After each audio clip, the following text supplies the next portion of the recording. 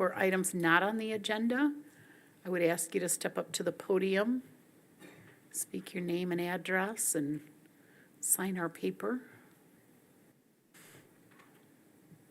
Okay, seeing no public comment, I'm going to open up the council for roundtable discussion amongst council members. Does anyone have anything tonight that they'd like to discuss?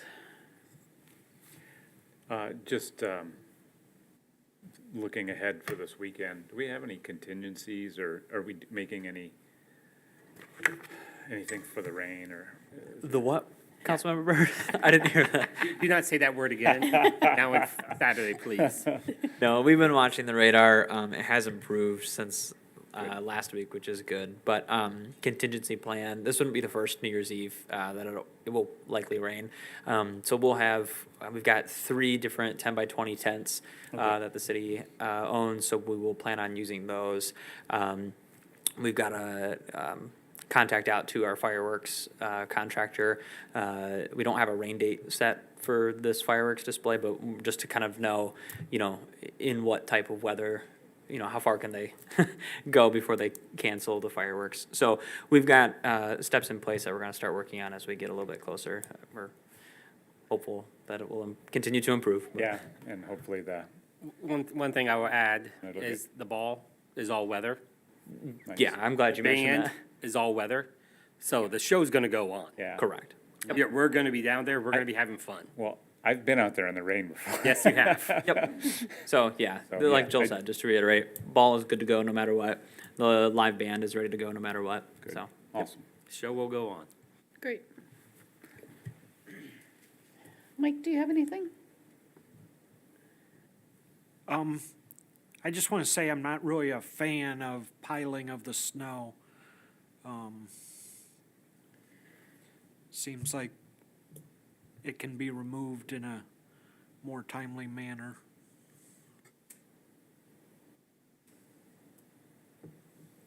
You're talking about the snow piles down on the city streets.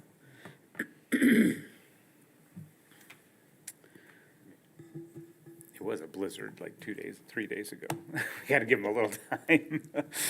What would you like them to do with it? Mike, what would you like them to do with it?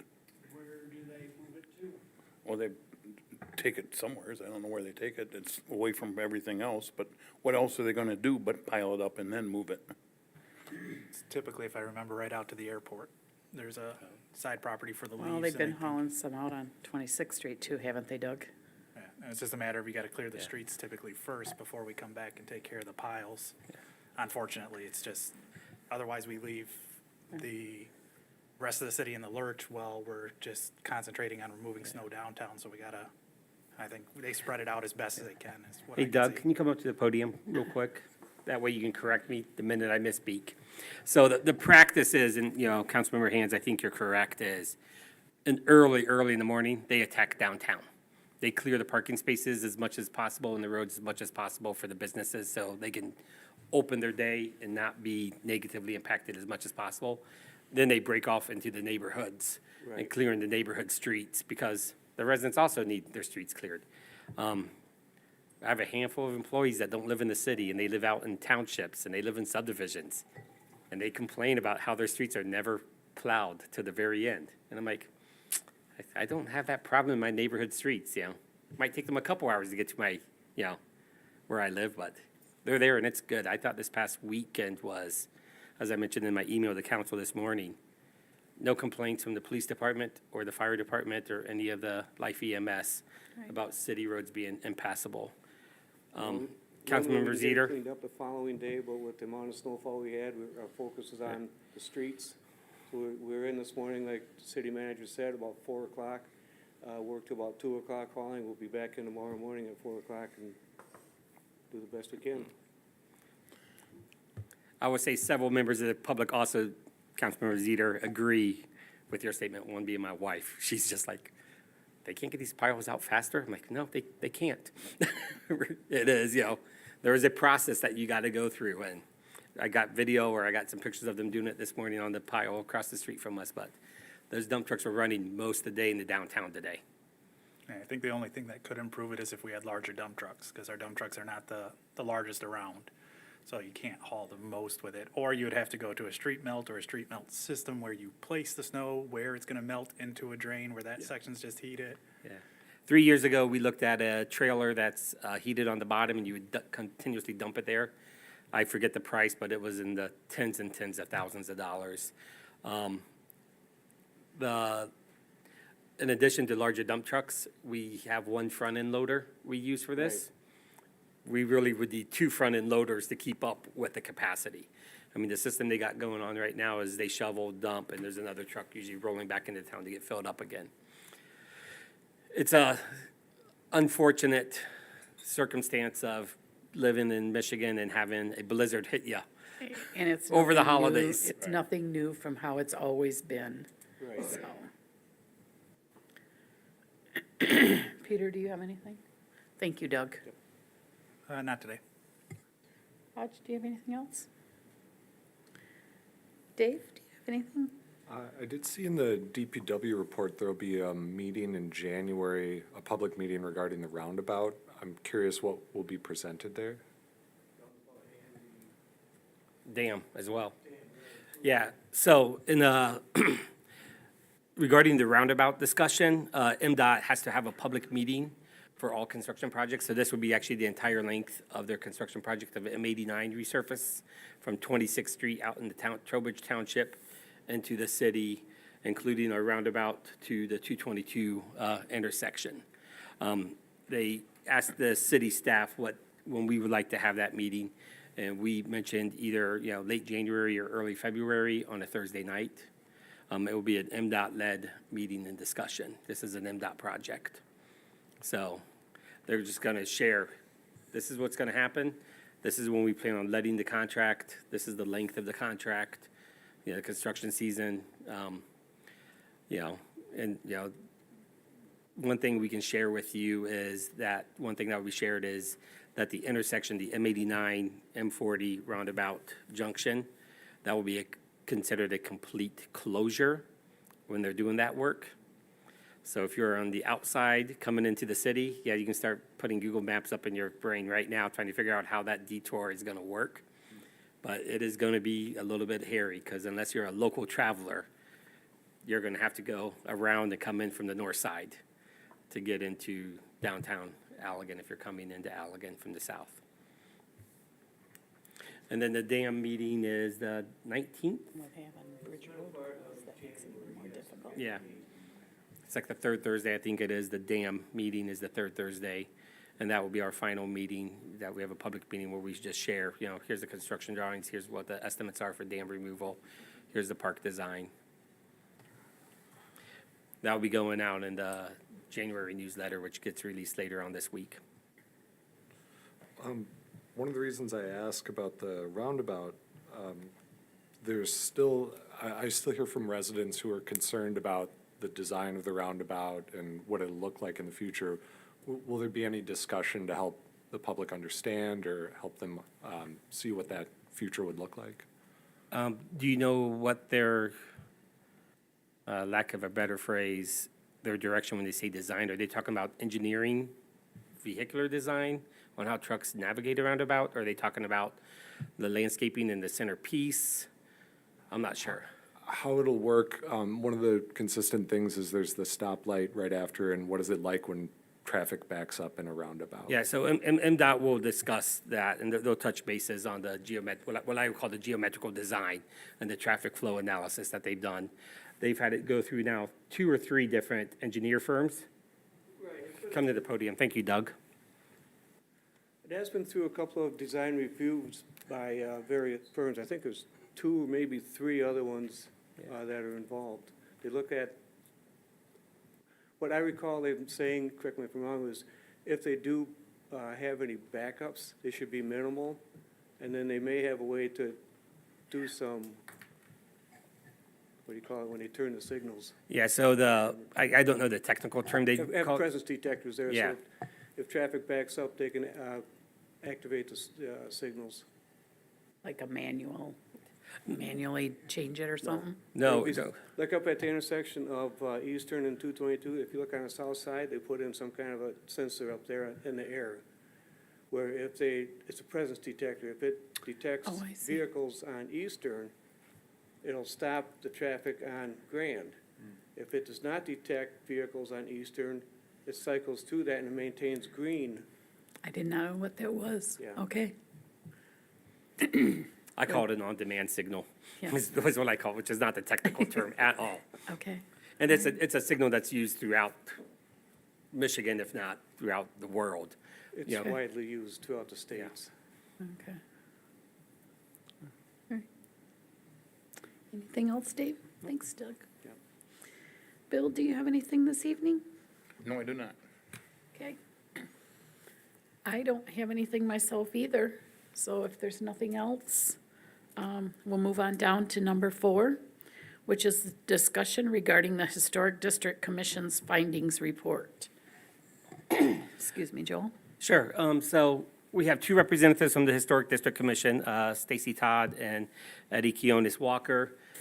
Feel free to start making your way up to the podium if you feel you want to engage with council on this discussion. So as council is well aware, back in November, you received a report from the Historic District Commission that laid out, their findings, their process, and, the direction they feel that the historic district should go to be a better benefit to the community. On the screens, we've summarized, we shared that report in your council report packet for this evening. And on the screens, we've highlighted what the final recommendation was. And then I'm just going to go over the final recommendation. We'll go over to the next 2 slides, which will highlight, how they feel we should be, not yet. Sorry, that's what that meant. 2 fingers means not yet, I guess. We'll talk about, what they feel the role should be, on the next 2 slides as well. This conversation really is because at the December HDC meeting, one of the commissioners who's not here now was really hoping to hear a response from council. Like, hey, thank you for doing this work, which I think the thank you was already given, but this is where we want to go with this. And there just isn't this is where we want to go. So at that HDC meeting, it was discussed and decided that, we should put it on the study session for the last meeting in December to have that conversation. And that's what we have. So just to refresh your memory, their final recommendation was to remove the strict guidelines pertaining to exterior projects, rewrite the historic preservation ordinance to show that any exterior project on the structure within any historic district that requires a building permit must go through an approval process with the HDC. So if you're adding a porch, if you're enlarging a door opening or enlarging a window, not replacing, but enlarging, those would have to go, you need a building permit for those. And focus on community outreach and encourage community involvement more. In the December meeting, they had a lot of discussion about their desire to be much more bridge builders with someone, and that's a term I just used right now, bridge builders with the community and those that live in the historic district, more than, someone that's constantly saying, no, you can't do this, or, yeah, you can do this, but we're not really continuing our historic preservation by approving vinyl all the time. So really educate people on what historic preservation is. Really is a 2-step process for them to achieve these goals.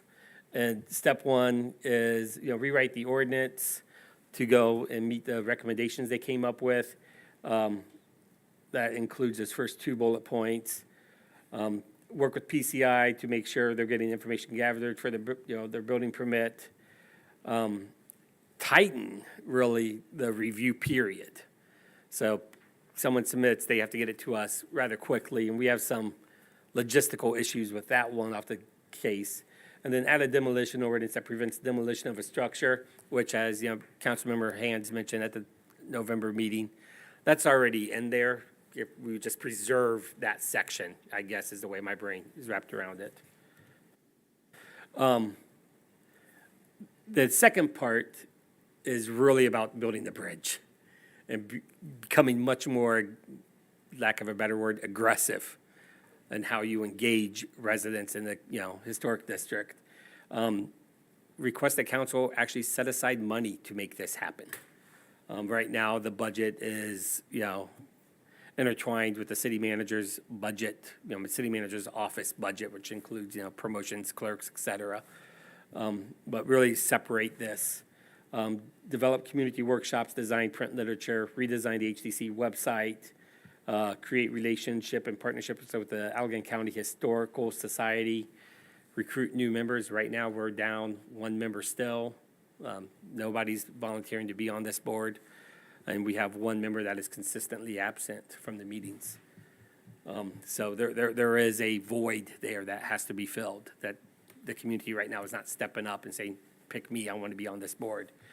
And then keep the monthly meetings going, but focus more on the monthly meetings on outreach and less on project review. So you've had a month to, digest their recommendations. And I think more or less, we're looking for just a general conversation, a dialogue. So I apologize that you have to stand at a podium and we get comfortable chairs. Do you guys have anything to add to what Joel said, or? No, I don't think so. Excuse me. While step 2 is, in large about building that bridge, if you will, or just creating more of a community involvement, a sense of pride within our community, that wouldn't just start when we do step 2. It would begin before then, beginning our partnership with the Allegan County Historical Society, seeing if there's any way that we can print literature, stuff like that. So what questions do you guys have?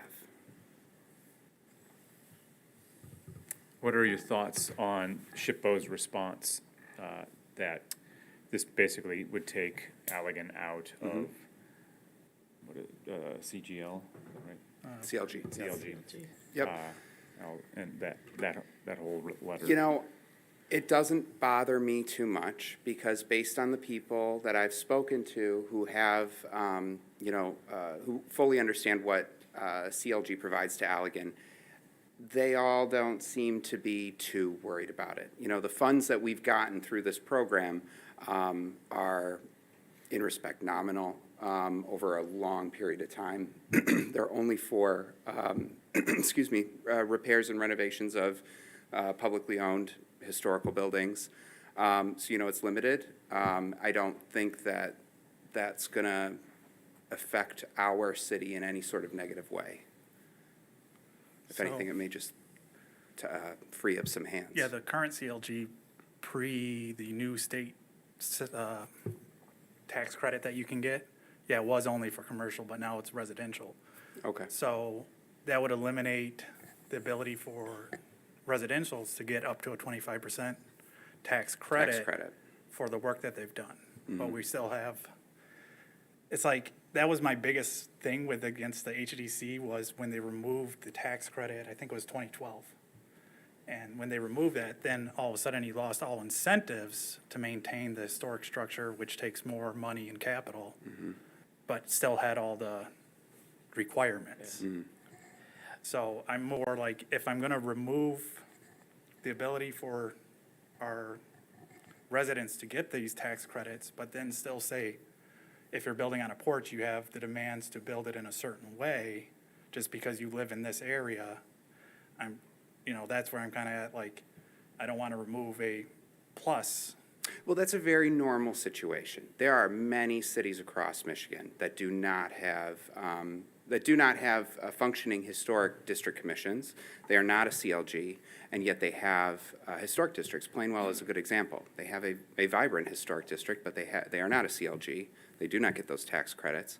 Based on the research that we've done with the public, the individuals that are buying and living in historic homes have their own wants and desires to preserve the house themselves, and they're going to do it at the best of their means.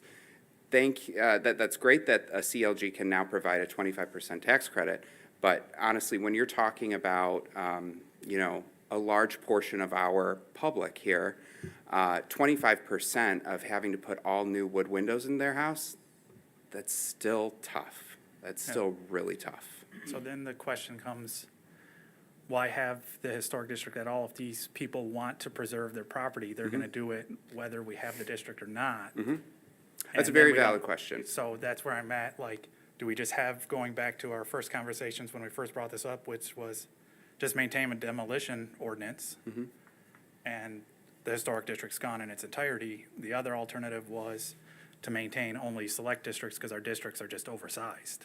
There's just so much in our districts that really probably don't meet or are required to be preserved. And that was kind of, but in order for us to do that, we'd have to go do a whole new survey, which was It's a big job. big job. Big job. And we had talked about this at our last meeting, you know, what would we think if, you know, the HDC was just gone tomorrow? And personally, I'll speak just for myself. I don't see us losing any valuable historic structures here in the city. I think people will, you know, maintain it just as they have so far. And that's kind of one of the main reasons why we changed how, when we gave you our proposal, how we changed, you know, taking away the strict guidelines. People are gonna do it anyway, the best that they can, so we're gonna give them that right to do it. But our presence, we figured we could serve the community well by creating a partnership with the community. You know, there's already pride in residents of historic districts that they live in these historic homes. But this would also help to encourage that pride and that sense of ownership and Teaching love people for how to the do it quaintness. right. Yeah, And as well as, it's more of a partnership, as Eddie said, and encouragement to continue the preservation or. Could we have something similar if it was just a historic society, had a better outreach and was just better at having resources on their own for the residents? yes, you could. You know, that we don't necessarily have, as a city, have to actually do it. The historic society could do it on their own and give them the Certainly. resources. And that the- was brought up at our last meeting too. So that's kind of where I'm at. I'm like, if I remove this, I remove that one incentive, but they still have the extra demands if they get a building permit for certain things that other people don't have. And I'm just kind of like, that doesn't seem fair. That's kind of still back in the same situation, but now we just took away a carrot. You know, now Sure. they just got all stick. And I'm just kind of like, am I just back to just removing all the districts and reestablishing ones if we ever want to in certain areas, but that takes that survey? I just want to jump in on the topic of the letter. It strikes me still as premature to the conversation to have this response from SHPO in that, we had talked about this direction and we were looking for support from council on that direction. We hadn't yet drafted an ordinance revision. We hadn't nailed down exactly how this was going to function. And we'd had that conversation with CLG representative during the process where it was indicated to us, well, the big things are what does the community want to preserve and make sure you've got community buy-in, which we Right. took to heart in the study, and that's a lot of what you see in the report. Right. So to me, it seems rational that, and I guess my question to you is it your intent as we move forward, if council were to support this direction, would it be your intent to then re-engage with the CLG as you move through this process and say, basically, okay, here's what we view as what's best for the community. How can we compromise here? Is there a compromise to be had that we could maintain our CLG certification? Would you see yourself in that process having that conversation? I believe so. Yeah, certainly. I would think, especially if there was a strong enough desire from city council and city staff to preserve our CLG status, most certainly. Yeah, and I think regardless of that, even if we weren't going to try to, well, let's just say we kept things status quo today. I think what we lacked in the past was a proper dialogue with SHPO. We did not have the communication and the support that we should have had. And so I think going forward, regardless of what we do, that would be a big resource. And it did indicate in the letter in that last paragraph that the CLG representative is very much interested. And when I spoke to him after I saw the letter, he'd indicated the same. So to me, it seems, again, that opinion or that direct letter from SHPO might have been premature in the process. I think that communication happened just before it was ready. And I think given the opportunity, collaboration could be really good there. But ultimately, I agree with you that if it's between the best interests of the community and what CLG wants, think I go with the best interest of the community. Certainly. So my thoughts on that would be, if we can't maintain that CLG tax credit, I don't want to put extra burden on somebody that doesn't have that carrot anymore. That was the whole reason that I would have got rid of the district if we didn't have those tax credits back in the day between 2012, and just have a better blight ordinance that says, let's enforce our blight ordinance. We no longer have this large issue in this historic district that when we have a blight issue, you know, siding going wrong, that, hey, how are they gonna fix it? They can't afford it. The only other alternative is the city comes in, because we can do that under the ordinance, and do the repairs and put it on their taxes. So it's one of those without that, and even that tax credit is only, I think, about 2 million a year that they offer for residentials, and 3 million for commercials is what I was reading, was the current, it's like a total of 5 million of tax credits per year, and you have to apply. Takes up to 120 days. It's a cumbersome thing, it's not a simple thing. I've always thought that historic districts should have just had a lower mill rate to start with from the city, and that was their incentive. You're living in the district, you're paying a little less taxes. That helps maintain your property. Sure. And then we have these standards because you get lower taxes. Sure. But it's, I would want to have a conversation with SHPO, because if it's, to see if it can maintain CLG with this proposal. If it can't really maintain that, I would just go for a demolition ordinance being left like we talked about back at the beginning of this. I think when, right before our newest members came to council on that last meeting. It sounds like you're supportive then of moving forward with the recommendation. As long as SHPO can maintain CLG, and we'll have to see what that looks like in an ordinance. And if it just looks the same as what we have, we may be looking again just at a demolition ordinance if we don't have community support for what it is currently, you know. I'd also want to understand what what their real requirements would be to continue to be in compliance. I don't know that the letter really spelled out to me exactly what their disputes are, so that's something I think worth exploring, yeah. Yeah, I mean, I would be very much in favor of simplifying things, making it easier on our residents. Didn't really like the, I think it was number 4, or it was number 4 in whatever list it said, Allegan is a poor city, and love that wording, that phrasing, but we have people who are not horribly affluent, and we don't want to place an undue. Where was that? Number 7. It was number 7. That was, yes. It was in the. So Oh, gotcha. anyway, that just jumped out at me when I read that. I know.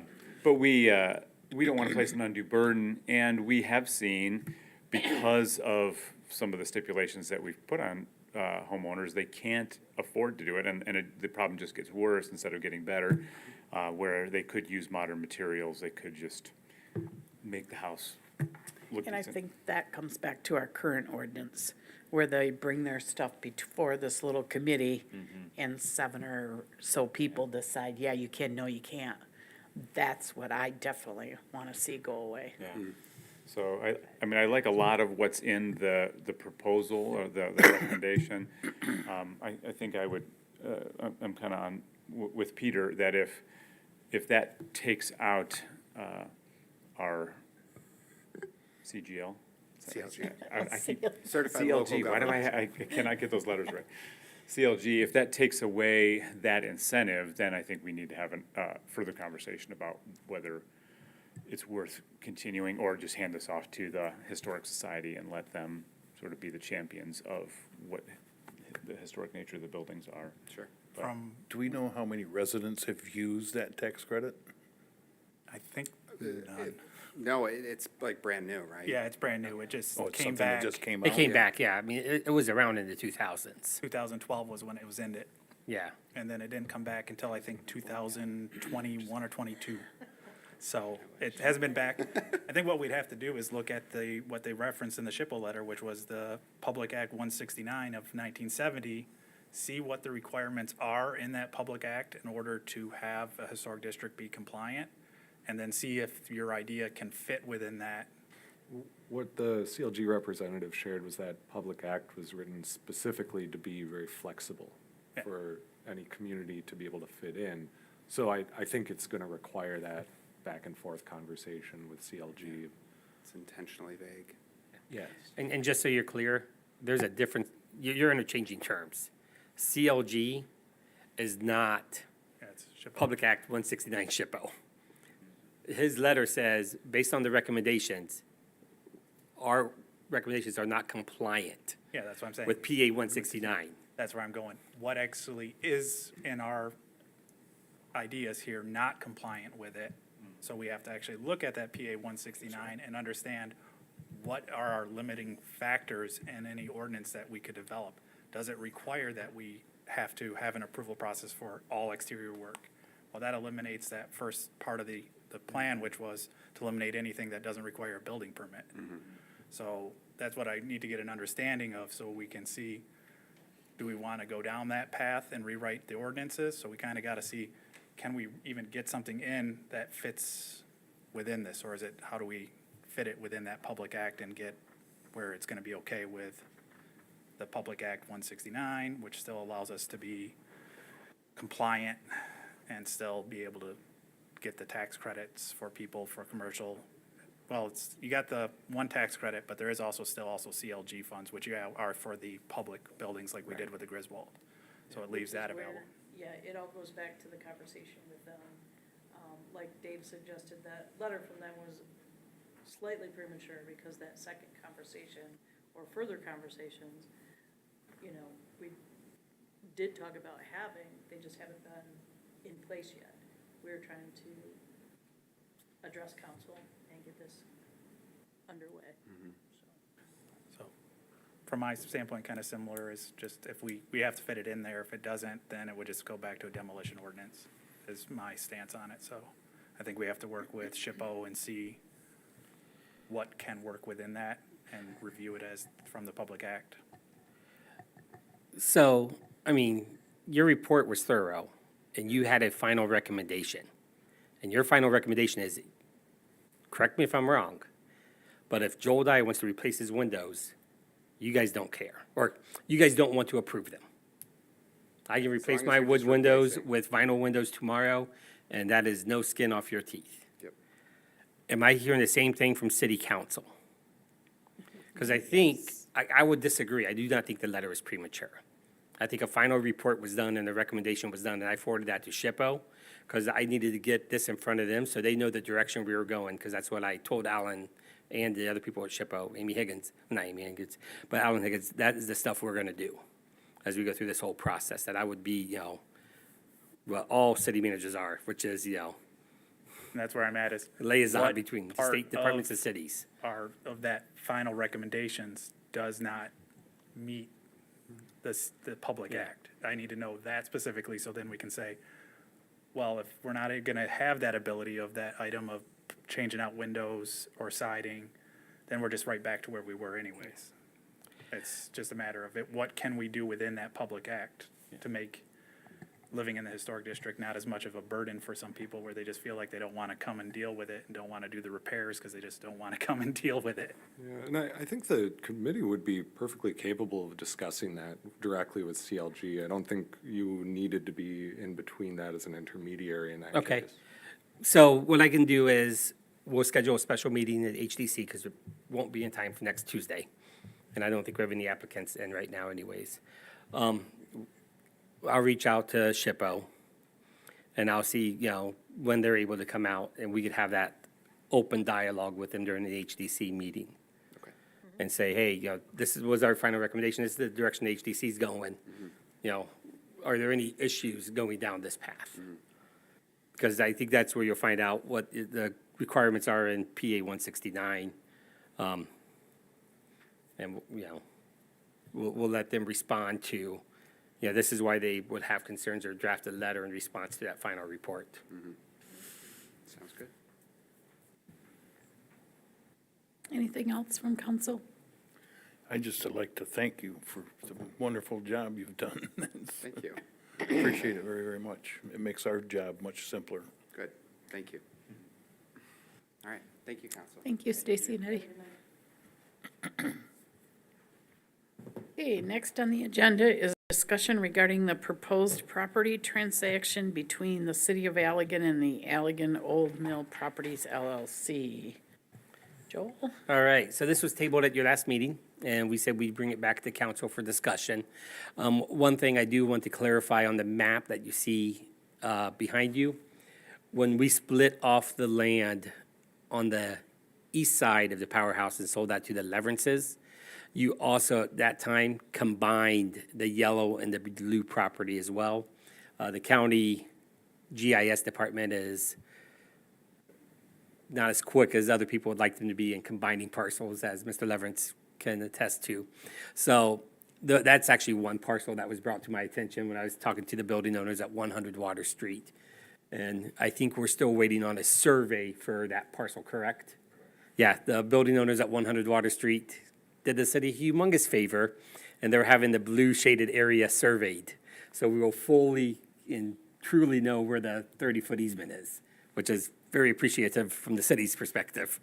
So with that, what we want to do tonight is we want to talk about how we want to proceed. I believe my report was pretty thorough. No council members reached out to me. You really have two options in front of you this evening. You have one agreement that I'm going to call a slimmed down version, a straightforward version that says, hey, you know, the city's going to enter into a 6-month period with the Leverances so they can do whatever work they need to do to figure out if this is a viable project or not. The city will be able to do whatever work we need to do to see if it's a viable project or not. So we'll be working parallel and in tandem at times on this project. And the owners of 100 Water Street are right there beside us, since this does affect their property due to the proximity. The second agreement, or option two, a much more thorough agreement, where the city tries to put in a bunch of conditions to safeguard us against future developments. And the question really is it really important for us to safeguard ourselves? After we wrote that agreement, I had some conversations with the department head, and he goes, you're just making this bigger than what it needs to be, you know? And the report that's going to be shared with the public, there's a price tag associated to removing the powerhouse and all the land improvements, and it's, you know, up around $500,000. And he goes, that's a $500,000 liability we have, where if we don't own it, we don't have that liability.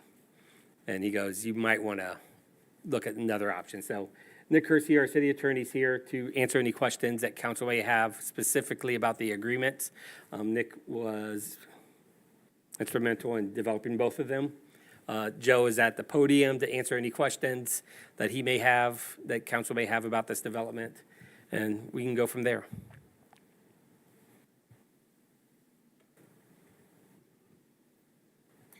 Does anybody have any questions for Joe or Joel? No, there was, in that it talked of the city putting in a parking lot, and I was kind of confused. Is that meaning that we would still maintain that property, the blue shaded section? So we have that boardwalk that is along the Kalamazoo River and then bends. Kind of comes around and connects back onto right before the road? Yeah, connects back on the water. Yeah, I'm done. So there's an opportunity there because they have 100 Water Street has a unimproved dirt parking area is what I would call it. It's not atypical to have what's called a trailhead where a trail begins. So I could see a small improved area that's developed in partnership between the three parties here, as my report stated, that it is somewhat a public parking lot, a couple of spaces reserved for the users of the powerhouse when it's all developed in its grand and glory, and then the 30-foot easement for access to truck docks is preserved. Just eyeballing that, there's a way, I think, to make a parking lot that's a trailhead, public parking lot, work there. But are we still then entertaining transferring that property to no longer be public property, and we're saying there's public parking on private property, or? That's what I'm- That might have to stay public property. That's what I'm saying, is Yeah. are we entertaining that we're not selling necessarily the blue section, and then that's a public parking on public property? Because I view it as that green section that's already part of their property that connects to the yellow, and they already have a driveway going back there. Originally, they talked of needing the blue section for parking. I never quite understood that fully on why that was it. So a requirement. you have some serious elevation changes from Mill District Road going back towards that property. That would be a difficult, driveway entrance to a parking lot. That'd be a long driveway for a small parking lot. I think there's a benefit for that blue area to become, like I mentioned, a trailhead style parking lot where a couple spaces would be reserved for So this we would, property. so quote unquote, sell them the spots or lease the spots to. Lease the property- spots, enter into an agreement, similar to how we did private development on the riverfront with the zip line towers. Cities, there's several examples.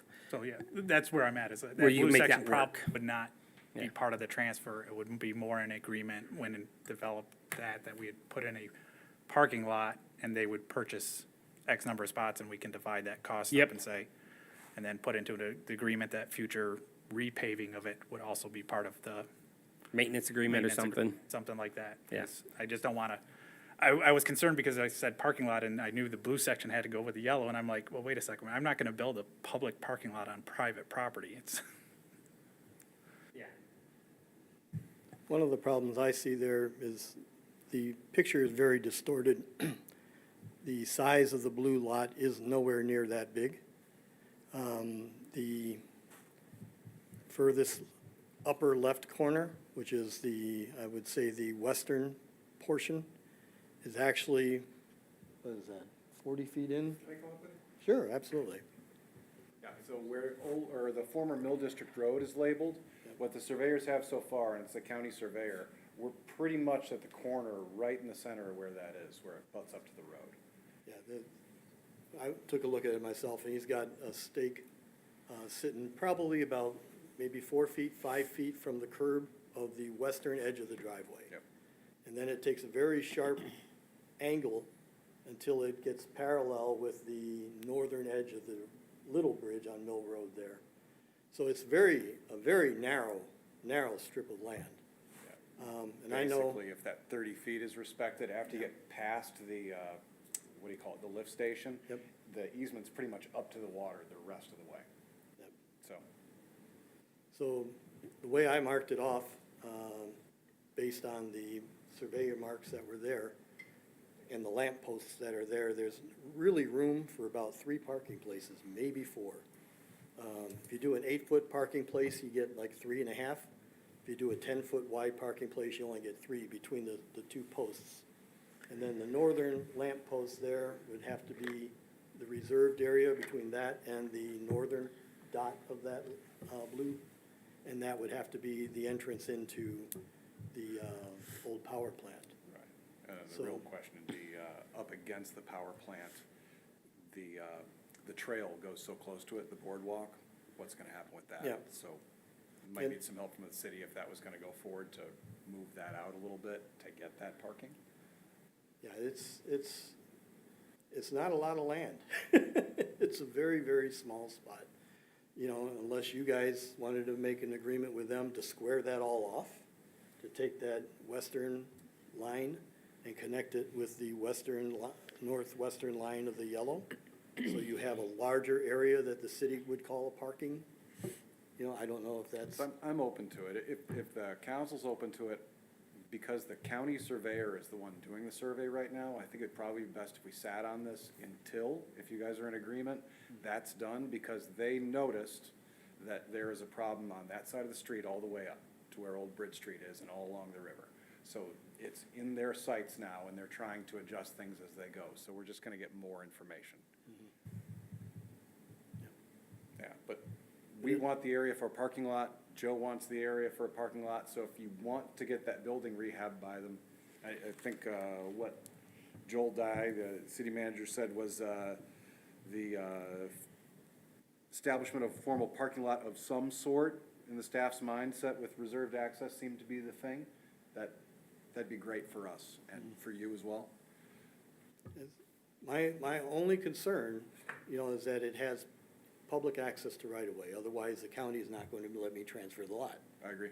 So I have to be able to use Old Mill District Road or whatever you want to call it to access that property. That's in order to do your due diligence? That's part of the city's due diligence. You know, there's, So for council, I think what kind of agreement do you want? One that's, pretty simple, straightforward, or one where we have a lot of protections? Staff's recommendation is the simple, straightforward. It's just a due diligence agreement. There's no sale that's happening here. We're not agreeing to sell after 6 months through this agreement. It just gets this kicked off and started. And if we keep punting it down the road, it just slows that process down. As I said when you and I talked, Joel, in my opinion, as long as Nick is comfortable, city attorney Nick Curcio, sorry, I didn't mean to be too informal, is comfortable that the city is indemnified. I really don't want anything to happen to you and you to get hurt, but if something happened, that we're indemnified, then I think the simple form agreement is probably best at this point. Speaking of punting down the road, has anybody inspected the roof to see if it survived the snowfall? Yeah, it's fine, or no further damage. Okay. As fine as it was. Right. That tree growing out of it's in great shape. Yes.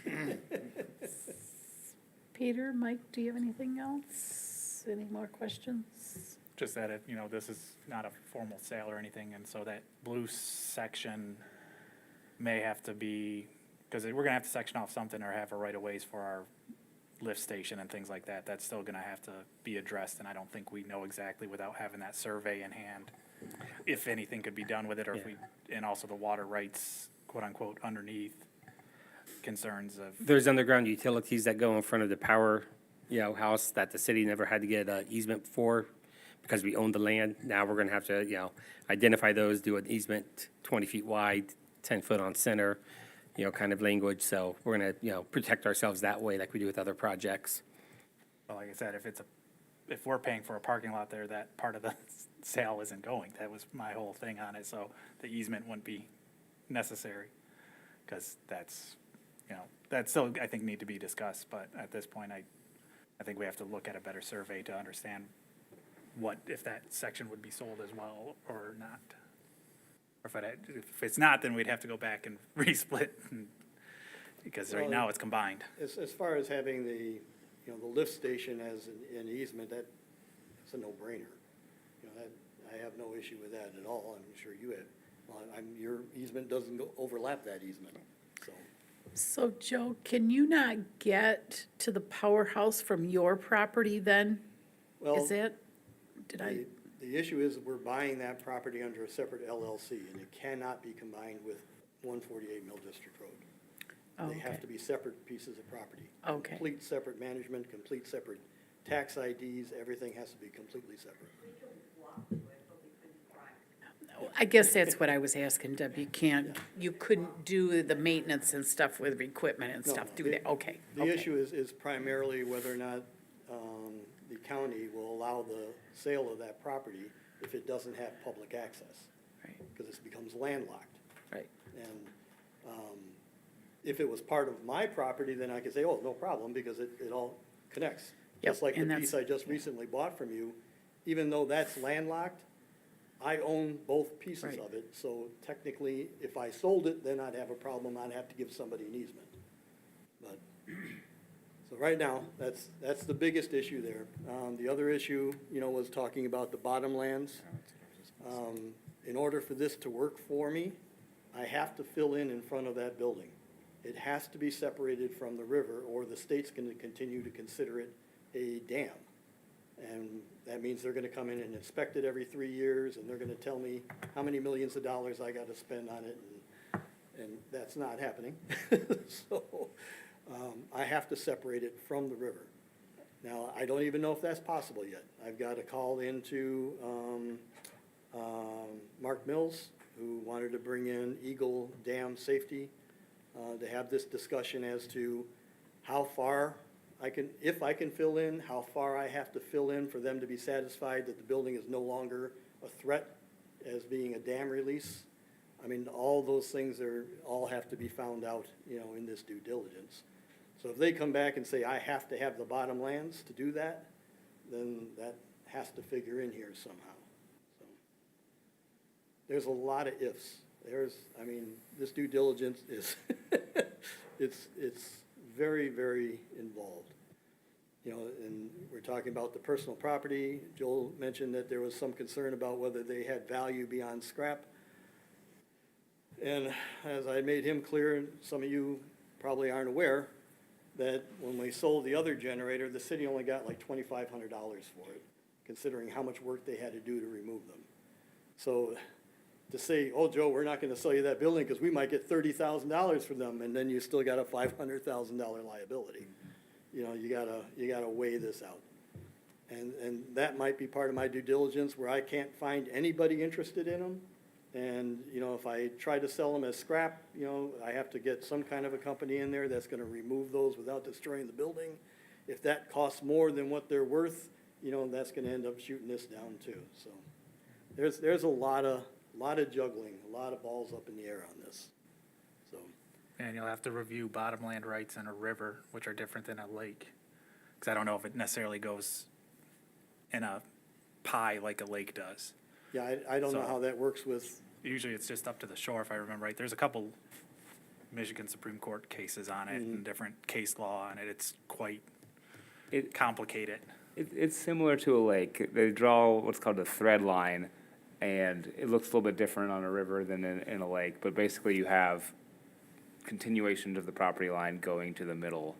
So there is bottomlands associated with these parcels, as I understand it. So right now, if it was just a yellow, if we extended a line off of that corner, there'd be quite a bit of area in front of the dam that could be quote-unquote filled and have, bottomland rights too, as well as off your current green property, but that would only would wedge in.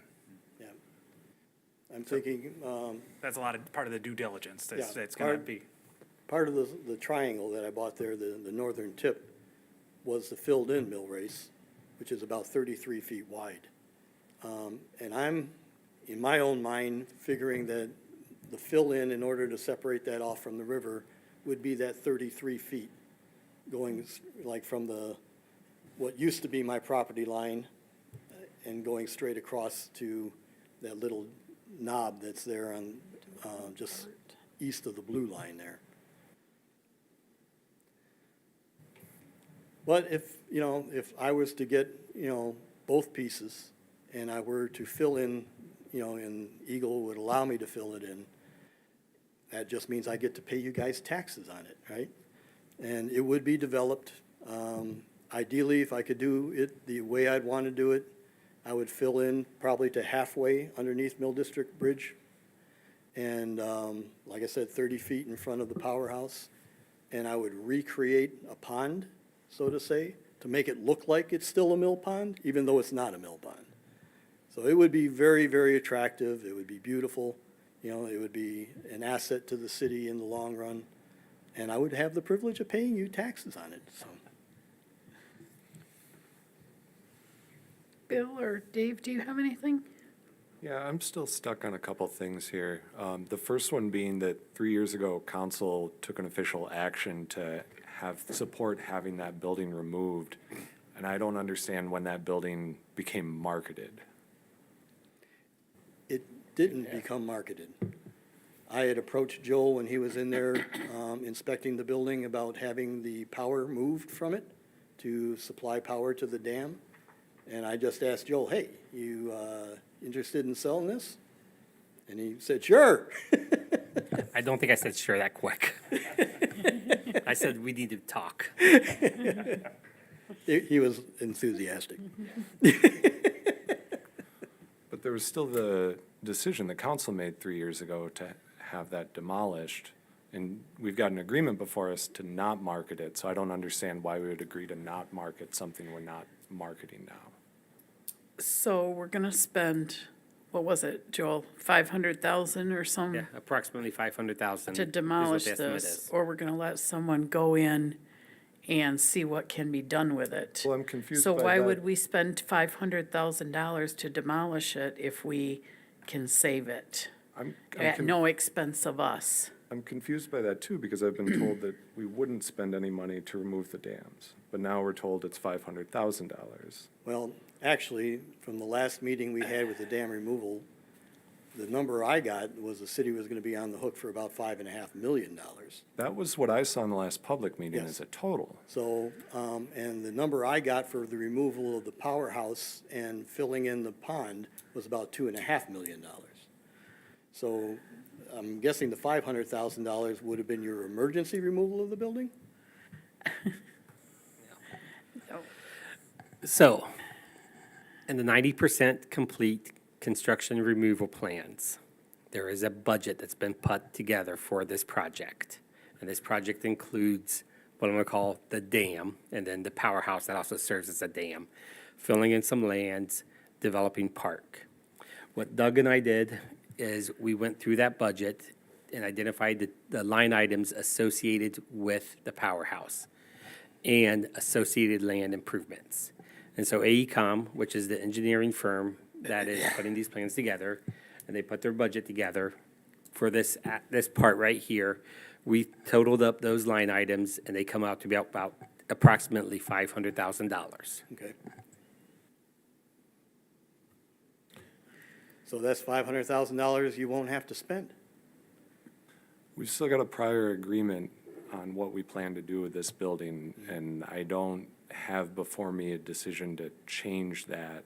I mean, this agreement would, as my understanding, supersede that prior agreement, but that's a change in council's decision, and per ordinance, we'd need information supporting that.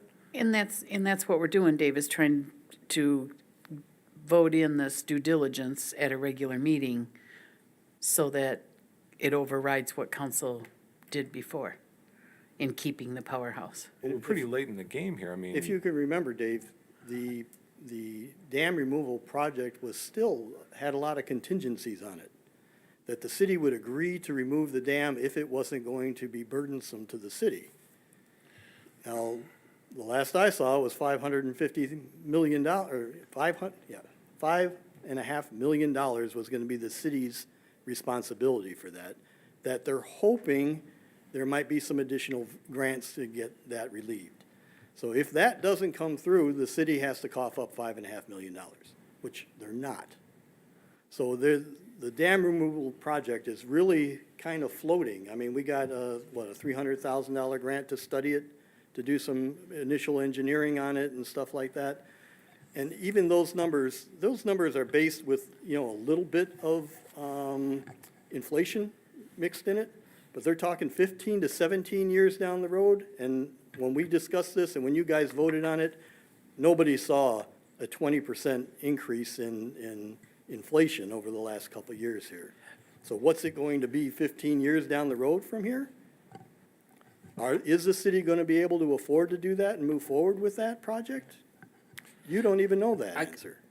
I'm going to ask Nick for some clarification, because I believe the section that says this agreement supersedes any other agreements is talking about any other agreements, because it uses the words verbal or written between the city and Mr. Leverance about this project. Correct. So Mr. Leverance can't come in 3 months later and say, but we were in your office and you said it'd be a good idea if we did this.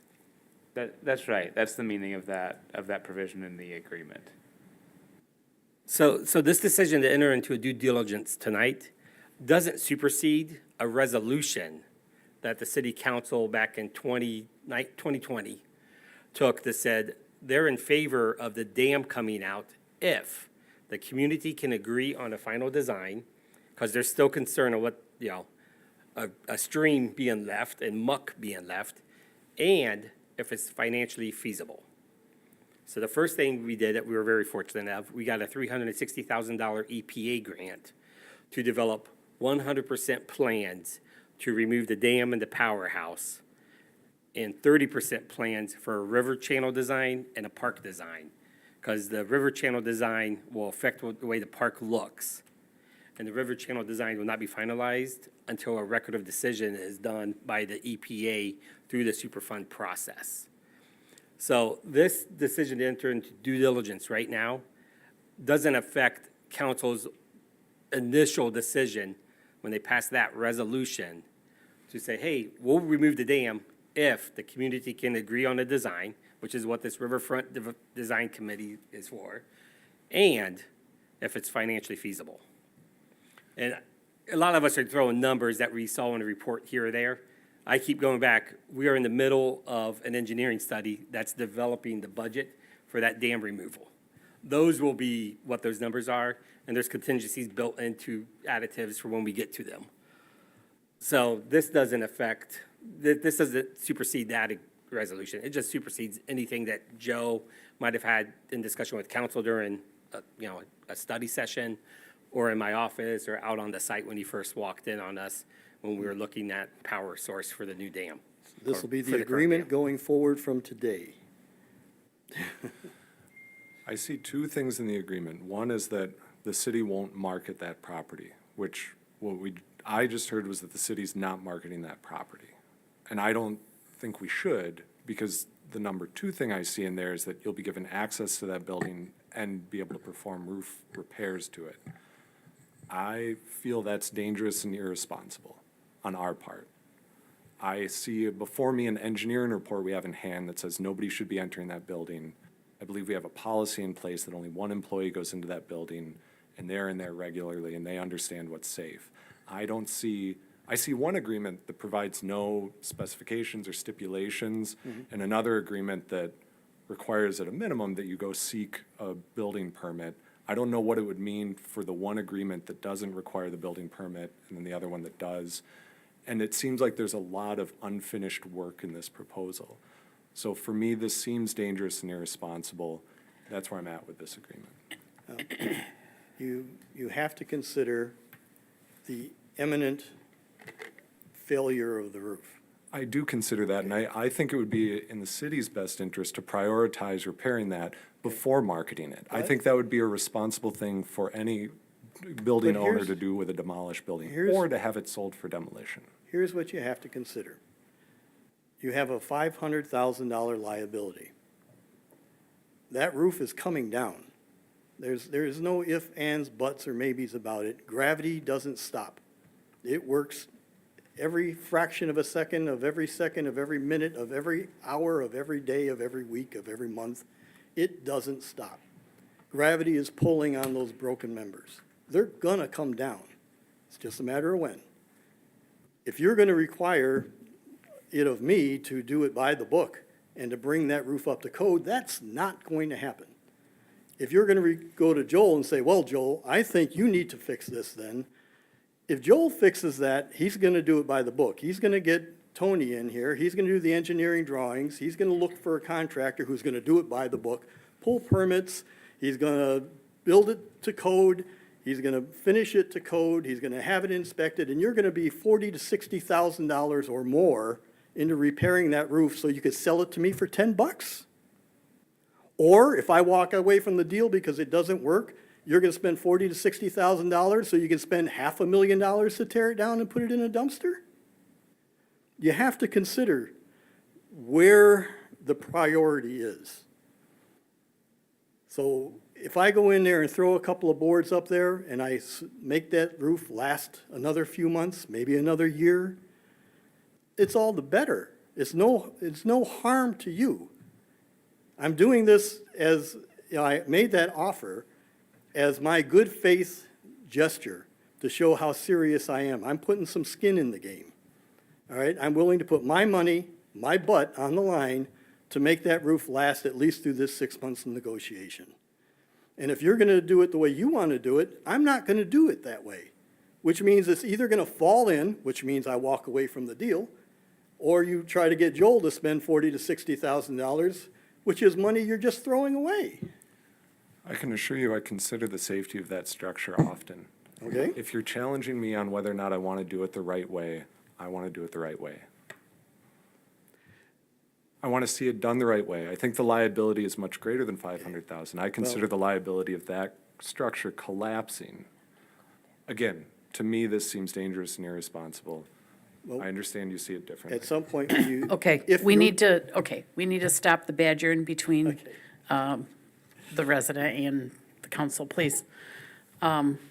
If anybody has any more questions, we can do that. okay? But we're not gonna go, this is kind of roundtable discussion between council, okay? We've heard your point, Joe, and we appreciate your comments. Sure. Okay, thank you. Okay, The only thing I haven't comment on it is I'd like to see resolution 20.03, which was, I think, the dam removal resolution. I was trying to find it through our website. And then that way I don't have miscommunications on what actually we resolved to do in the dam removal. It was, I think, our January 13, 2020 meeting that we approved that resolution as Can you say that, Resident 2020? 20.03, Thank you. January 13, 2020 meeting. I could find our minutes, but I couldn't find the resolution in the minutes. I don't believe we put resolutions on the website. Or- Well, it would be in our packets Yeah. now, but it's, We'll send it to you. so, We'll yeah. send it to the whole council. Okay, is that something you could find in between meetings, Oh, yeah, maybe? Parker's so we finding it could- right now for us. Perfect, okay. Thank you. Thanks, Parker. Okay, and then we'll, do you have anything else on this, Dave? Any, other questions or comments that you want to say? Or we want to move on? Because Not it's, at this it is, time. I I have think it's, outstanding questions that it's haven't been in our answered. regular meeting, right? Correct, yes. So, okay. So we'll have time for more questions there if you want. Sure. Okay, all right, thank you. Let's move on down to review of Eastern Avenue Lift Station, necessary improvements. Looks like Swears is making his way to the podium. Hi, Doug. Hi, Madam Mayor. So in light of what has gone on at the Eastern Avenue Lift Station, I will say the last couple months, the pipe degradation, I asked our engineer, Trevor Wagonmaker, if he would submit a proposal to us to come in and inspect the lift station. He is with a new firm, Wade Trim. He used to be with Hubble, Roth, and Clark, but they supply the same engineering service, and we wanted to stick with Trevor. He's the one that designed that lift station and several of our other water utilities facilities. But anyways, the proposal would be that they would come in, do confined space entry to inspect the wet well. What used to be the old wet well is now a manhole and industrial area that they monitor for degradation to the concrete structures. And then he would also observe the piping that was removed and we saved, what piping is there that they can inspect. It does not, he is not planning on actually disassembling any of the current piping, just for fear that we could cause more leaks and more damage to it, trying to remove it and inspect it. Then, you know, we don't want to cause another leak if there's not one there. But we want to know what's going on, and we want a professional opinion from an engineer on it. Okay. Thank you, Doug. I did read Peter's concern. well, I think that's on the, This- that was not on this, that's actually Okay. on the That's on the water water treatment. plant. But it Okay. does bring up All on right. this, the leaks that we got on that, was that from the pumping out or from the incoming? Those are all discharge piping that we had to So, repair. now the next question I would have, are those pumps on VFDs? Yes. Are we concerned that maybe we're putting the straight voltage in and we're causing the damage? No, because we had the same issue with the previous lift station, and they were not on VFDs. Okay, that's just my concern, that's the only thing that I could possibly see as a Yep. other culprit. All right. You could have just asked me, Pete, I would have known. Why do you know that? It's part of my job, so I've learned about stray voltages from variable frequency drives and their corrosion that they cause. So, the 16,000 seems a little high, but at the same point, we want to know what other damage could be in those pipes and in any other. So is this going to inspect out those discharge pipes further down to see if the corrosion's? From the valve chamber, there is ductile iron approximately underneath the sidewalk. Then it turns to PVC, and the force main all the way to Low Street is PVC. So would we be inspecting out to that PVC, or where would we It's be? mainly inspecting the concrete structures, the exterior of the pipe, looking at the condition of the pipes that we removed, to see, I mean, is the damage throughout the pipe? Was it just located in One the location. spots that sprung leaks? What I offered is if we can stop flow long enough and get, through some type of inspection port that we can get into the pipe, we have several sewer cameras. We might be able to stick it in there and see other parts of the pipe also.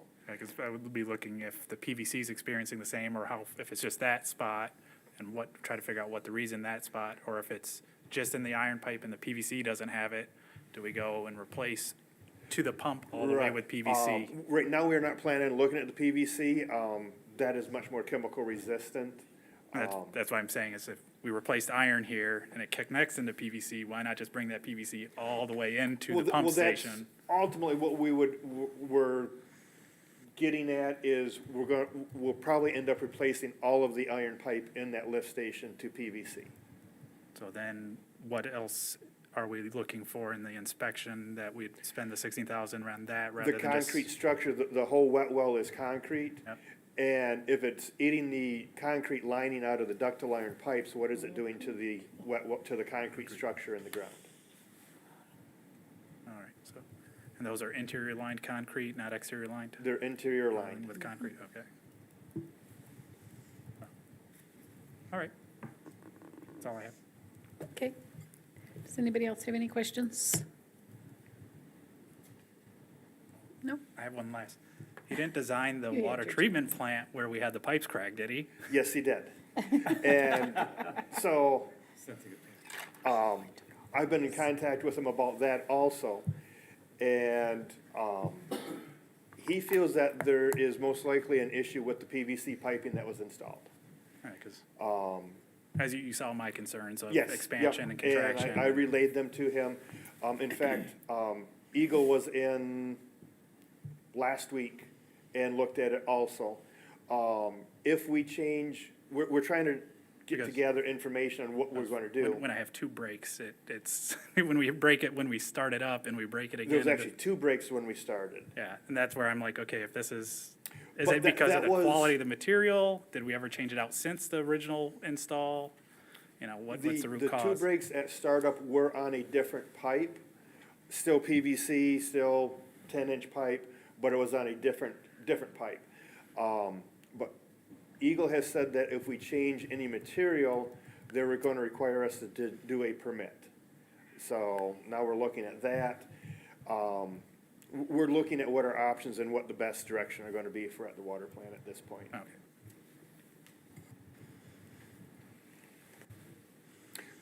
So then I will plan on a purchase order next council meeting for the inspection of Eastern Avenue. Is this a budgeted item, Doug? Or this will This is come out not, of so the this would require, budget adjustment or yes. out of the, okay. yep. And we're above the level, are we above the level in our purchasing policy to require multi-bid? What is that at again? If this is currently, estimated at 16,000. So this is considered a professional service since it's engineering. Yep. So that's the off-ramp. Caveat that I must. Yeah, that's one of the caveats that we can not do a multiple bid process. When we say budget adjustment, does that mean money from the general fund will go to? No, it comes out of the sewer fund, it's just not allocated in the current budget. Okay. Does it come out of like a general maintenance allocation, or are we already past our general maintenance allocation?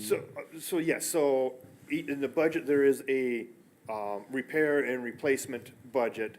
It was not identified for that, and this is above and beyond what was budgeted for this year, for the Fiscal sewer. year Yes, 2023. yeah, for the 2023 fiscal budget, it's above and beyond that. So it would come out of sewer fund balance, basically what's in savings, and then a budget adjustment increasing a line item for this amount. So this is, we're halfway through the year and we're over our repair and, The repair and replacement line item was reduced last year. And this was not identified repair or Right, it was not replacement. identified. right, but I'm talking about like we set aside, okay, for a year, this is how much we're gonna need for repair and replacement. We're over that halfway through this fiscal year. Yes. Okay, just wanted to understand. Does anybody have anything else for Doug? Okay, thank you, Doug. Thank you. Next on our agenda is review of November revenue and expenditure report. Did anybody have any questions on that? Did you guys receive any questions? Okay, again, thank Tracy for putting this together. It's very helpful, for me anyway, I don't know. Next on the agenda is the review of council agenda for tonight's meeting. Or was there any questions on that, or One did thing- we have a change? Yeah, one thing we want to highlight, item 11, F.3. I updated the reports, as I mentioned. I did not notice that the agenda had the $250 cash, so we do need to amend the agenda, correct wording. It's the 500. And Michaela put the correct agenda in front of you. Perfect, thank you. Okay.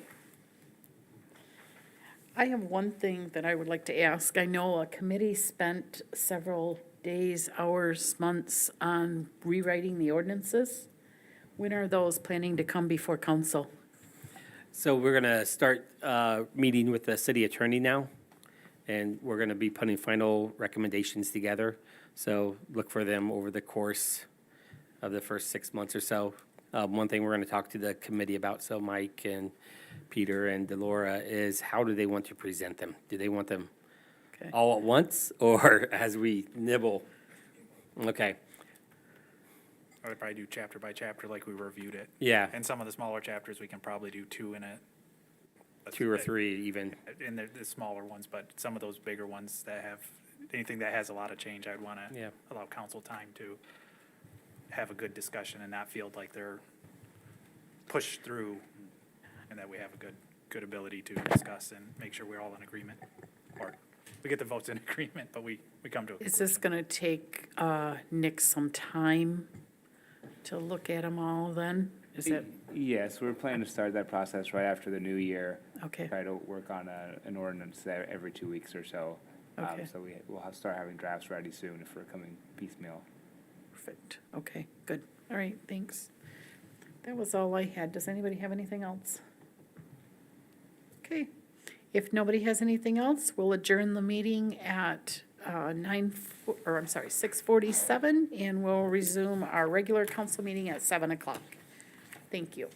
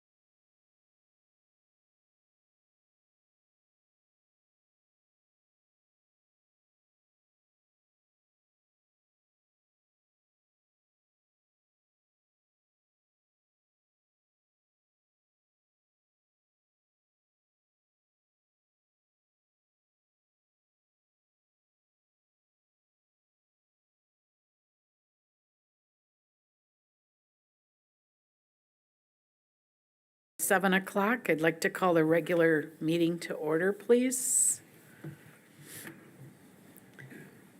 Good evening, everyone.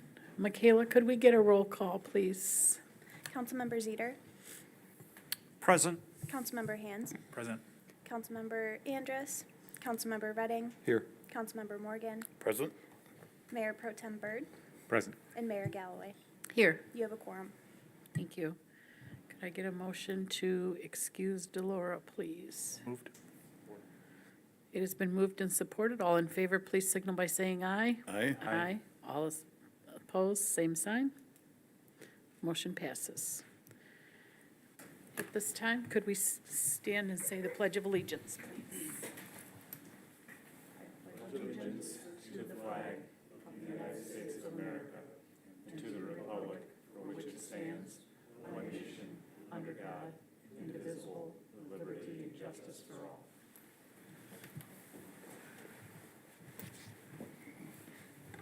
Thank you. Next on the agenda is the approval of agenda. 4A is approval of the regular council meeting agenda for December 27th, 2022. And we did have one change from on 11F3 from $250. It was a $500 receipt. So I'll make a motion to make that change on the agenda for 11F3, moving from 250 to 500. Support. It has been moved and supported. All in favor, please signal by saying aye. Aye. All opposed, same sign. Motion carries. Next, number 5, approval of minutes. 5A, approval of the study session minutes from December 12th, 2022, regular council meeting.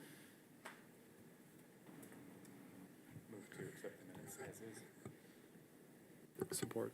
All in favor, please signal by saying aye. Aye. All opposed, same sign. Motion carries. 5B is approval of the regular meeting minutes from December 12th, 2022, regular council meeting.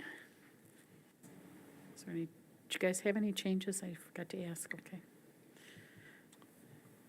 Questions? Yeah, I had a policy question just around public comment and how public comment is recorded in the minutes. I've heard that keeping public comment sparse can be wise for councils like us.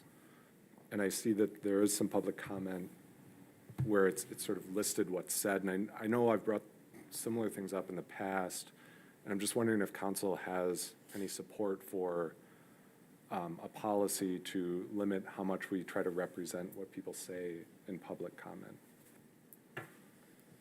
So are you thinking it should just say so-and-so made public comment? I or believe gave that's a public standard comment? approach. Maybe the city attorney can help with this conversation. It really varies from community to community. In terms of the Open Meetings Act, that's all it has to say. That's kind of the minimum that needs to be recorded. There are some communities where their minutes are almost a transcript of what goes on during the meeting. The general, I think, recommendation from clerks associations, things like that, is to keep it fairly minimal, and provide enough detail so that you can kind of tell what happened, but not necessarily the specific details of each item. And that, I think that would apply to public comment as well. So maybe a general summary. There's no problem with doing that, but it's not required. You could just say so-and-so presented public comment if that's council preference. Are there any risks associated with it? Not legal risks. I mean, someone could just get, I guess, angry if their comments are misrepresented, but from a legal perspective, I'd say no. Okay. Okay. All right, can we get a motion, please, to approve the minutes from, I'm sorry, the meeting minutes from December 12th? Make that motion. Support.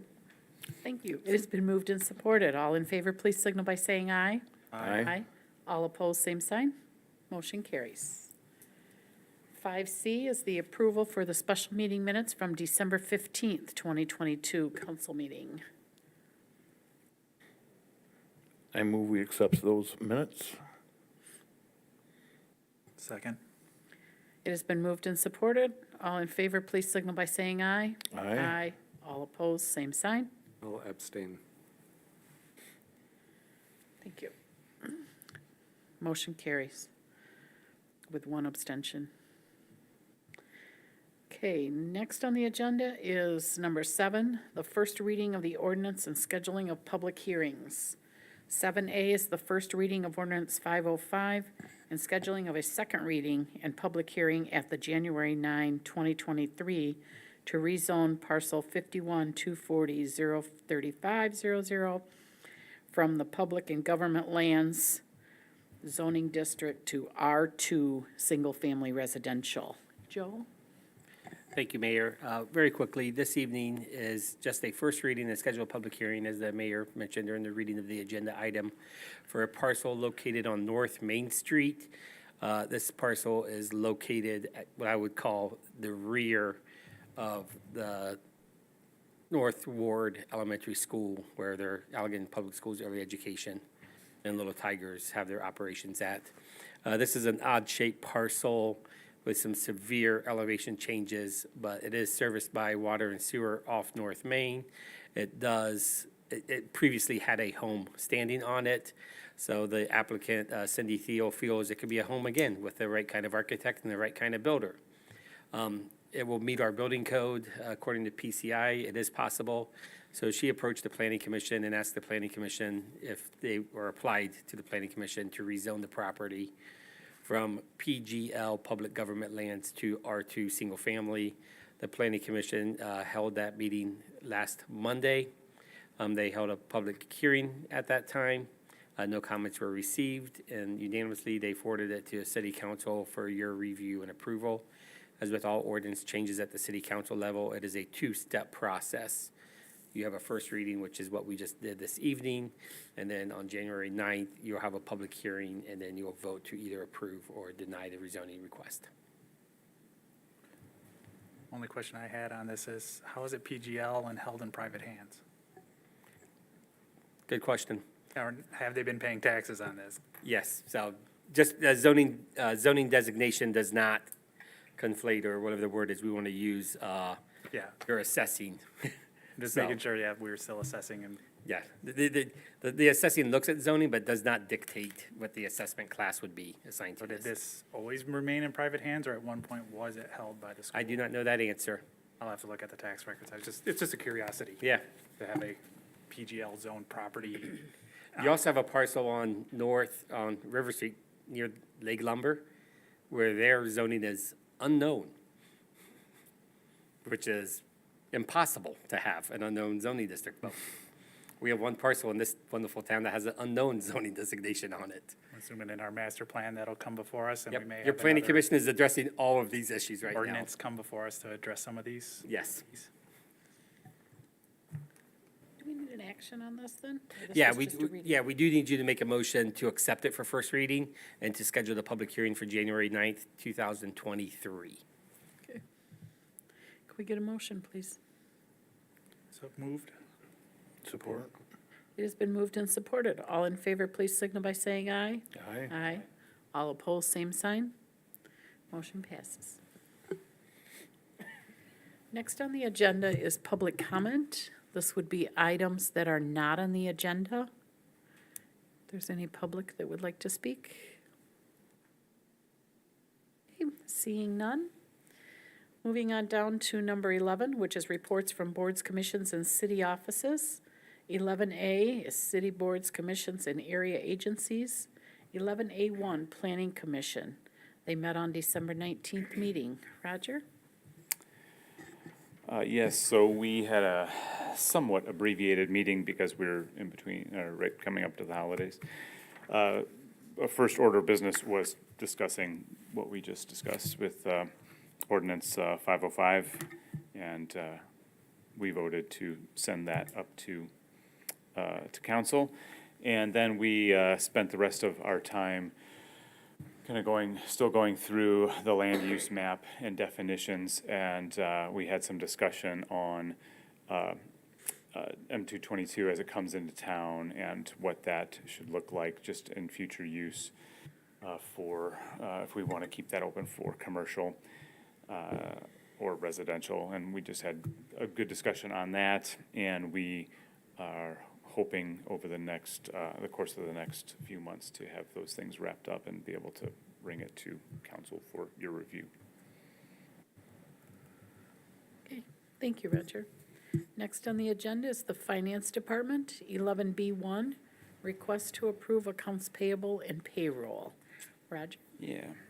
So we have accounts payable in the amount of $634,981.18, and payroll in the amount of $161,243.29, for a total disbursement of $796,224.47. Motion to approve. Support. Got a motion and approval. All in favor, please signal by saying aye. Aye. All opposed, same sign. Motion carries. 11C is the Police Department. 11C1, request to accept a donation from the Oisten Family in the amount of $2,000 for the Allegan City Police Department and direct staff to send a letter of appreciation. Pretty straightforward report. The agenda, title as Mayor Galloway just went over, summarizes it well. City staff is very thankful to the Oisten family for their annual contribution to our police department. As with all gifts, City Council makes a motion to accept it and direct staff to send a letter of appreciation out. Michaela handles for us. So moved. Support. It has been moved and supported. All in favor, please signal by saying aye. Aye. All opposed, same sign. Motion carries. Thank you, Oisten family. Next on the agenda is 11F, City Manager and City Clerk. 11F1, request to approve a due diligence agreement with Allegan Old Mill Properties, LLC. This was an item that was tabled from December 12th meeting. Joel, you want to take this, and then we'll... Sure.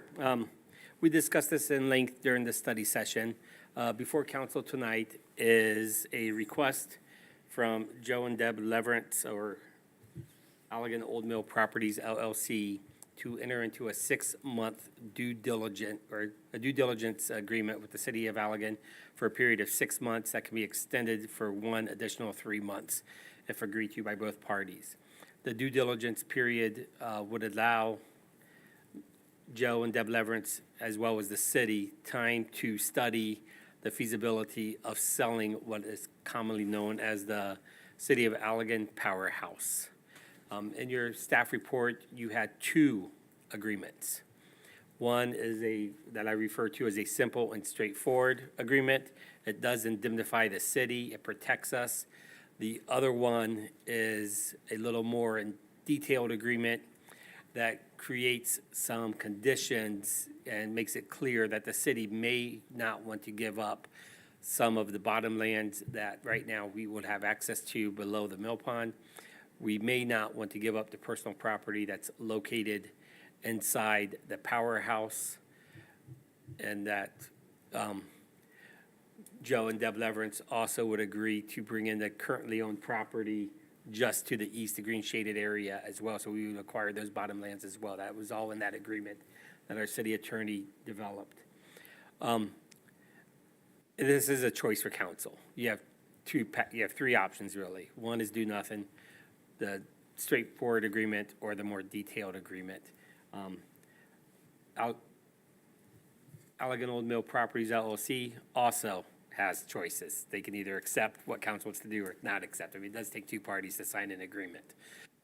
Staff's recommendation, because we are hired to give recommendations, is after consultation with department heads and consultation with our city attorney, we're comfortable recommending the straightforward agreement.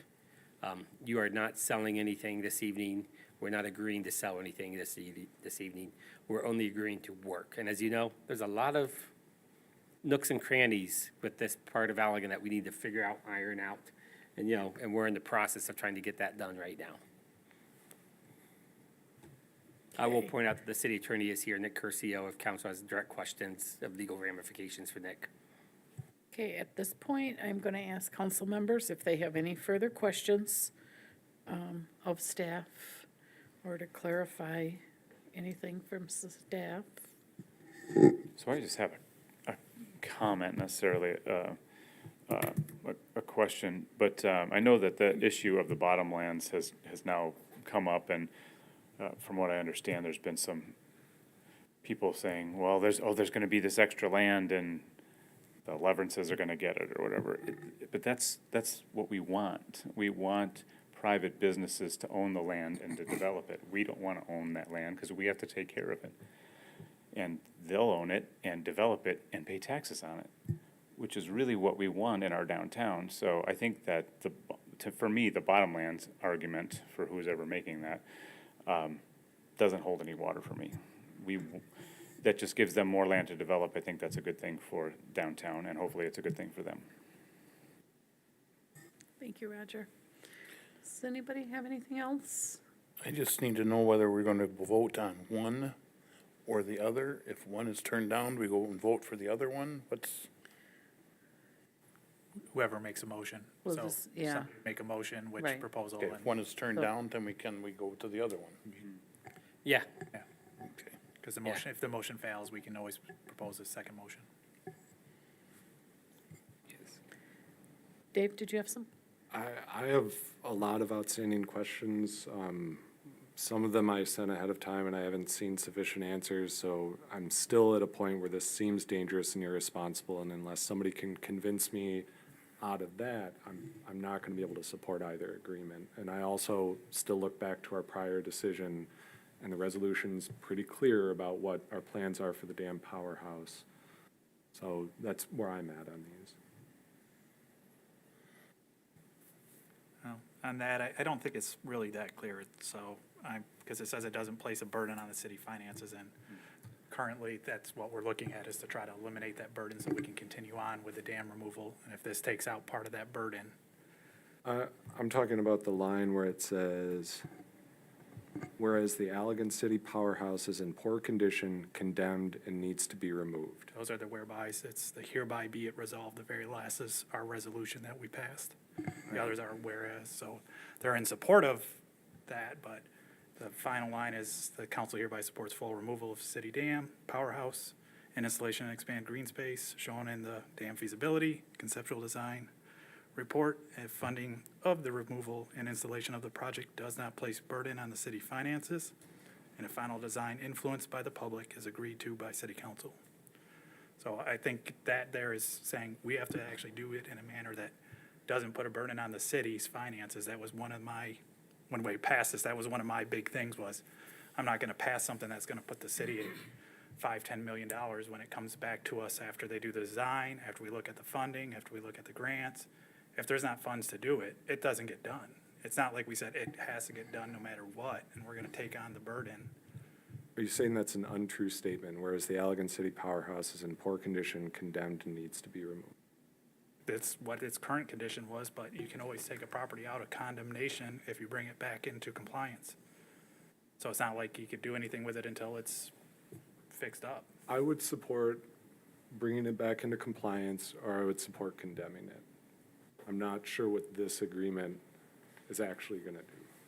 It's saying he can look at it and determine if he wants to continue on and actually purchase it and know what that cost is gonna be to bring it back into compliance. We're not agreeing to sell it. He's gotta be able to look at it, review it, have his engineers look at it, and say, how much money is this gonna be, and is it gonna be worth my time and effort, or is it not? And if it's not, then we go back to, well, I guess we're gonna take it out because it's not a sale. We're not agreeing to a sale. We're just agreeing to allow him to have time to review the cost to bring that building into compliance and what all would be involved in taking out the mill pond. So he has to review that with Eagle and all the different regulators. So all we're doing is saying, I see in the agreement roof replacement and access to the building that we've said is condemned, and we have an engineering report saying it's unsafe. And those are the parts that don't sit right with me with the building in its current condition. so the But roof, just sharing, Yeah. that's where I'm at. It's okay if So- you're in a different place. So Nick, in this due diligence ordinance or agreement, we are covered in there, should, God forbid, Joe go in there and do something and the roof falls on him. Yeah, so We have no liability there. we What's- have a waiver of liability and indemnification from Mr. Leverance built into the agreement.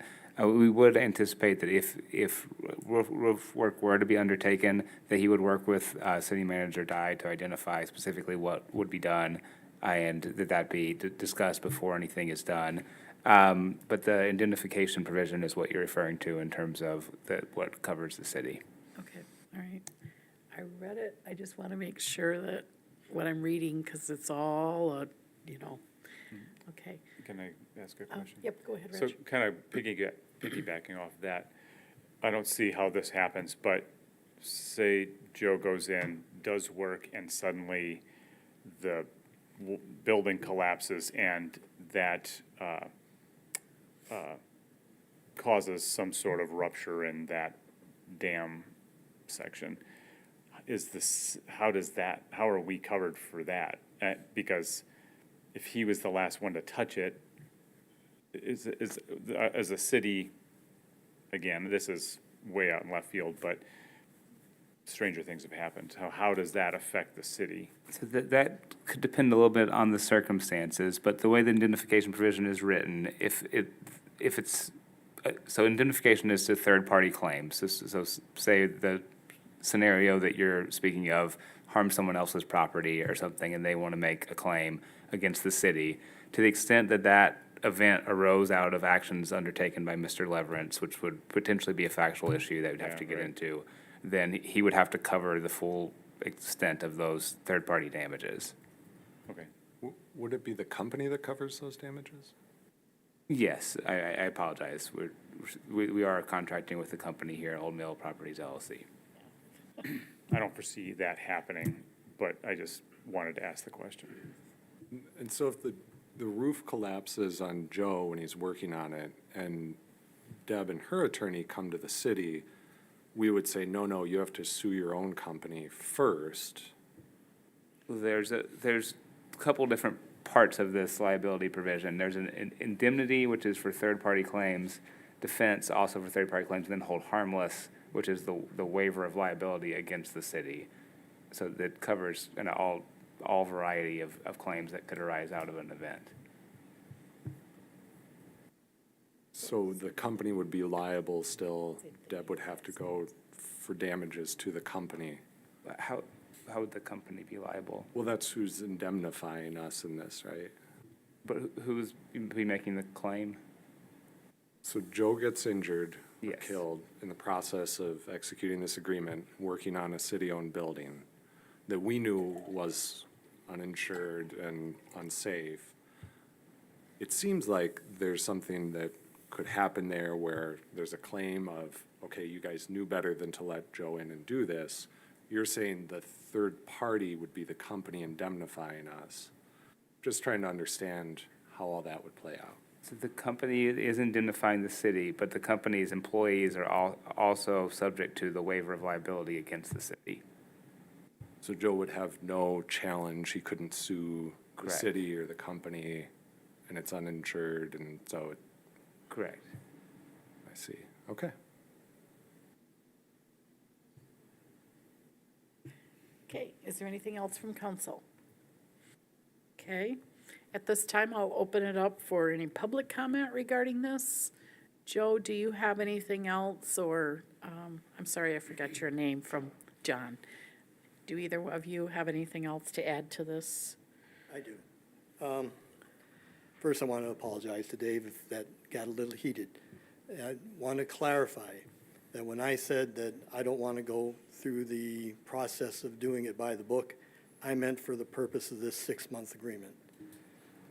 If I was to buy the property, it would be 100% done by the book, just like Baker Allegan Studios. Everything was done by the book. Engineering drawings, done by licensed contractors, passed every single solitary inspection on the first try. That's where this will be done too. For the sake of this agreement, I am willing to take out of that agreement that I will touch the building. I will not touch the roof. We'll take the chances. If the roof falls, The roof falls, and you guys figure out what you do with your collapsed building, and I walk away saying, sorry. That's the chance I'm willing to take, if that's what is your main concern, is the liability of me getting hurt, or if my working on the building could damage the building. If those are your concerns, I can prepare to say you can scratch that out of the agreement. I won't touch the roof. The only reason I'll go in the building, and I'll go in there with a city representative to do whatever inspections that need to be done, and we'll just take our chance. If that's the only thing that's holding you up. I don't know how that option would be better. It's not. We don't have good choices here. We have the best of the choices that are available to us. The building is in the condition it's in. Yes. We can't change that today without a significant amount of money or gambling on that it's gonna last until you guys agree to sell it to me, or I agree to buy it, or however this shakes out. But the building's in bad shape. It just is. And I, was willing to mitigate it, but I don't wanna cause problems. Again, I come back to, yes, the building is in the shape it is. We can demolish it like our resolution. Okay. Or we can fix it. Okay, so the floor is open to public comment right now, okay? Thank you, Joe. John, did you have anything else that you wanted to add for us? Yeah, I have some additional information for the council.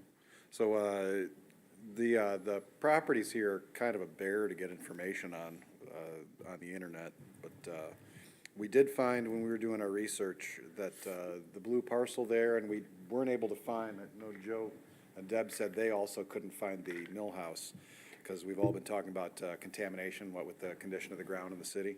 There was a phase 1 and phase 2 done by the city on the blue parcel. It is federally recognized as a site, so it is contaminated at a higher level than all the property to the north. So whatever happens with that, we talked to the environmental company, and they're saying in order for someone to be held blameless if there's an environmental release from anything having to do with that property, that's about $15,000 ahead of time. So that was just something additional we found. My words earlier during the study session, whatever you guys want to do with that, it's not really any of my concern. I'm not objecting to anything, but I did want to get up and represent the interests of my business. So you know a little bit about us and what we want to do with the area, which shouldn't be in conflict with anything that's going on, but this is where our concern comes from, so everyone understands. We have a 10,000 square foot building. We plan to use about 3,500 square feet of it for an engineering services company. We're growing, we're staffing up in the city. We work for a lot of major municipalities. We do a lot of big business. We have a lot of revenue. We also want to rent out the rest of the building. So we want room for parking. We want access to the truck dock. And with the 30-foot easement that we have there, it was our expectation when we purchased it last year that we would continue to have access to that entire side of the building. So we're looking at doing a lot of revenue with the building, having a lot of people in, and that's our interest, which I think would also be the city's, because a lot of people use a lot of taxes. So, thank you. Okay, thank you, John. Okay, so at this point, I would entertain a motion for the due diligence agreement between Old Mill Properties. So I'd make a motion to accept the straightforward agreement with Old Mill Properties for 6 months. Second? There's been a motion and support on the floor. All in favor, please signal by saying aye. Aye. All opposed, same sign. No. Motion carries. One, no. Next on the agenda is 11F2, request to approve an amended purchase and road improvement agreement with the Roman Catholic Diocese of Kalamazoo. Doug? Thank you. Parker, Hi, I'm gonna Doug. put you on the spot and ask for your help. In the packet was Exhibit B, which was approved back in February. That's not in the PowerPoint. What you have is what you see. All right. What was approved in February by the council for the buy-sell agreement was the north 40 feet of Lot 17, the Goodrich addition, and the roadway which would come down to the north side of that 40 feet. When the diocese representative, Whiteman Associates, and Jeff and I met with them on site, we determined that if they would use, they could use the additional 5 feet, which would make the buy-sell agreement the north 45 feet of lot 17. That would give them an even number of lot spaces, and it just make things neater in that way. We also agreed on site that it would be best if they extended the roadway through that parcel and to the east and west. So we would have access to it and have access for our equipment to the, all those burial spaces. What we're asking for tonight is for council to approve that amendment to the agreement. Did I miss anything, Nick? No, I think that covers it. This is not any expense to the city, correct? Correct. They're just doing a new road through there, right? Correct. And I'm working with Whiteman Associates. Their agreement with the diocese is to stake all the burial spaces. So in doing so, the gentleman this morning said that they would stake and grade the roadway as well. Okay. So the city would just be preparing the bid documents, which Whiteman's helping us out on, advertising for bids, receiving bids, and awarding the bid process. All right. Any questions for Doug? I feel like this piece of property is the property that won't go away. I'm willing to support this if we don't have to talk about this piece of property. Right. You will talk about it one more time when bids come in and you award a contract. And we think this discussion started back in 2013. So there might be council members in the audience that was on council when this was first discussed. Okay. Can I get a motion, please? So moved. Support. It has been moved and supported. All in favor, please signal by saying aye. Aye. All opposed, same sign. Motion carries. Thank you. Thanks, Doug. Next on the agenda is 11F3, request to accept a donation from the Griswold Pickleball Group for the Griswold Auditorium in the amount of $500 and direct staff to send a letter of appreciation. Yeah, so this time of the year, we always get a donation from the pickleball players that utilize the basement at the Griswold or the fellowship hall at the Griswold to play pickleball. We got 2 donations this year. One was $250 in cash, and then a couple days later, someone dropped a $250 check off as well off at City Hall. So it went from $250 to $500. And so we are very, very appreciative of, community members that, make those donations. They're very appreciative that we opened up the fellowship hall, the banquet room. It's not a church, the banquet room at the Griswold to pickleball players. So we have, this is something that we're, excited to see, and we're thankful that they could partake and they, made the donation. Thank you, Joel. Any questions? Can we get a motion, please? I move to accept the donation and to instruct staff to send a thank you letter. Support. It has been moved and supported. All in favor, please signal by saying aye. Aye. Aye. All opposed, same sign. Motion carries. And next on the agenda is communications from city manager, council, and mayor. Michaela, do you have anything? Nothing from me. Okay, Parker? Sure, just quickly, we had a really successful 3 festive Fridays earlier this month. It was another good year, and we're looking forward to New Year's Eve on Saturday. So despite the potential rain, I hope you can come out and enjoy it. Thank you, Parker. Joel? Yeah, there are 2 things I need to update council on this evening. One is the city owned 2.5 acres or so of land on Low Street across from Depot Hill condos. You'll recall that we sold that land to the school for $1. We quitclaimed our interest in it. They did a phase 1. That ground is not suitable for residential development unless you do vapor barriers. And for that small of a property, it becomes cost prohibitive for them to install that stuff. So they called me and they said, what can we do? I said, quitclaim the property right back to us. Our intention was never to stick the school district with property that can't be developed. We are working with them on trying to find other land that the city may own. And Peter mouthed something to me, maybe he'll shoot me any. Yes. Yeah, that is a property that I'm going to share with them.